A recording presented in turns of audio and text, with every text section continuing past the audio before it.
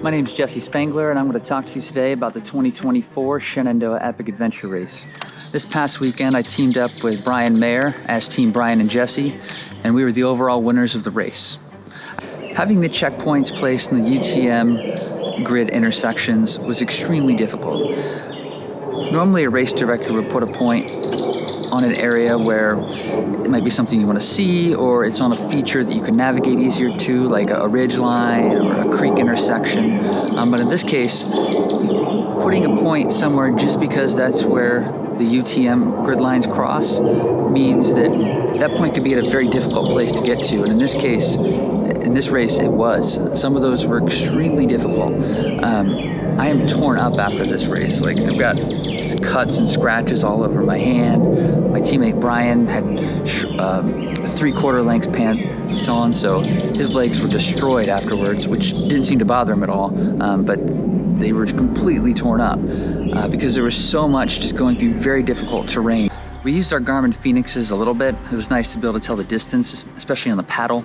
But the main thing I used was my iPhone with the paid Caltapo app. Before the race, I downloaded the map layers so that I could use them offline. And then at the beginning of the race, Mark Harris gave us a file with all of the coordinates for all the checkpoints. Overall, it saved a ton of time during this race.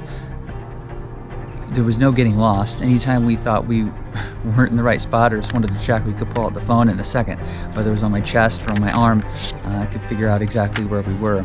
It was, I think Brian could have navigated to all the points just with the paper maps, but it would have been very difficult. And it's also difficult to plan because there wasn't sort of one route that made a lot of sense, especially in the last section.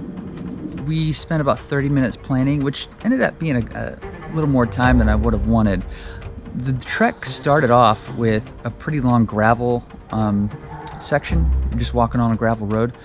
Maybe we could have done some of our planning on that gravel road instead of sitting down and planning things out more meticulously. But we came up with a great route. So hindsight's 20/20. If we'd have put an extra up and down on that route, we would have lost over 30 minutes on our time probably. So it was it seemed like it was worth the time, but maybe we could have pushed the planning by doing it while we were walking or jogging. And then another area we could have saved time was on the last section we did. It was this big hike-a-bike section. And I don't remember how many hours it took us, but it was incredibly difficult because we went out there on our bikes and we planned to bike some of these trails that were just not rideable. And we carried our bikes so many miles that it might have been better just to do a southern bike loop, and halfway through that bike loop just drop the bikes and do an entire trek loop.